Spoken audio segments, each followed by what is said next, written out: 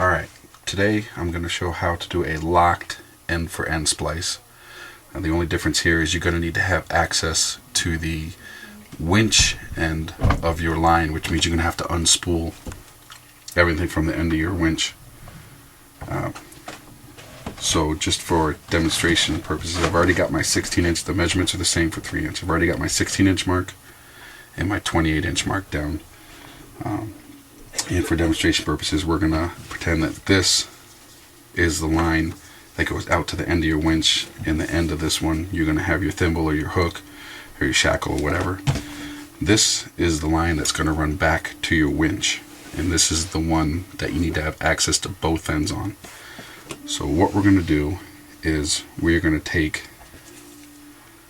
the winch line that runs out with your hook on the end of it, and we are going to run it. We're going to open up your winch line at the 16-inch mark. This is where your ballpoint pen, just the outside of it, may come in handy. Just use that to open up to make a hole in the line. You want to make sure that when you do this, you split the strands, that you have 6 strands on either side of this, and make sure you're not splitting any of the individual strands. So just get that in there, make a hole, pull that out, then you can stick your finger in it. Then you're going to take the part of your line that's got your hook on it, or your thimble or whatever, and you're going to slide that through there, and then you're going to pull that through.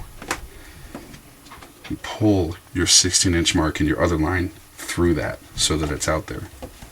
And of course this is short, but this is going to be the part of the line that runs back to your winch drum. You're going to take the end of that,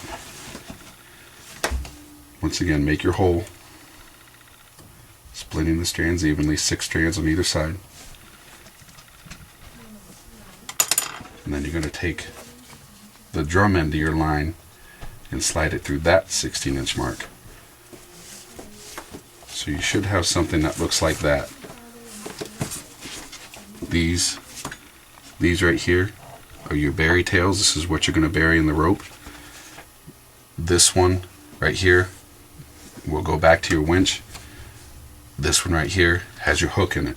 You're going to take the line that goes back to your winch, the line that has your hook in it, and you're going to pull those tight. And then the rest of the process is just burying these, which I'll just run through real quick. Again, this is where having your pen, your ballpoint pen, comes in handy for opening this up. And I'm sure we've all got a pen laying under our seat.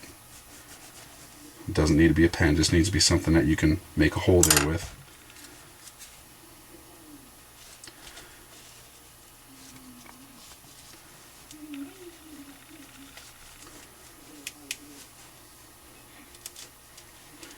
And doing this lock like this, this is going to be a more permanent fix in place of lock stitching or whipping. This prevents it from coming apart at all. Again, this is another one of those instances where you want to make sure there's no twist in your line as you're doing this.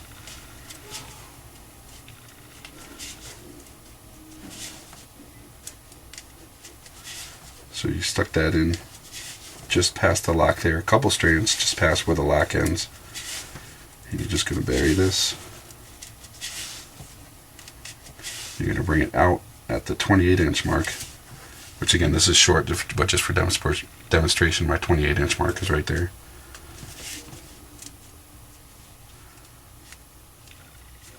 And it looks like I caught one of the strands there, so you just need to pull that back and try again.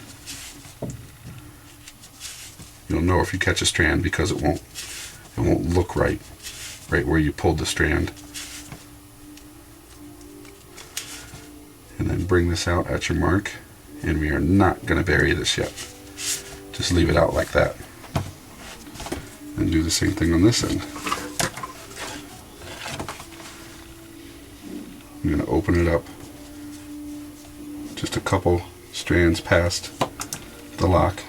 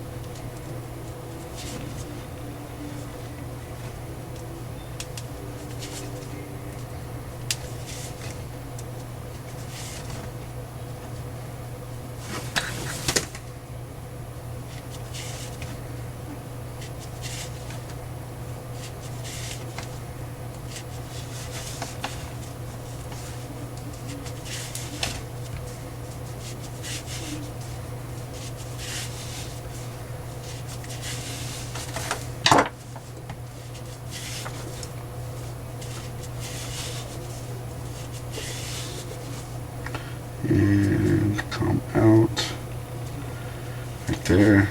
You can see I've got some more of that tracer. So probably just pull right out. Yep. And then you want to take the ends of those tails you just buried, give them a good tug. Make sure that that lock's set. And then remove your tape and bury your tails. Again, I'm just leaving the tape on, save some time. And then that is a locked end for end splice that you do not need to worry about whipping, stitching, taping, whatever.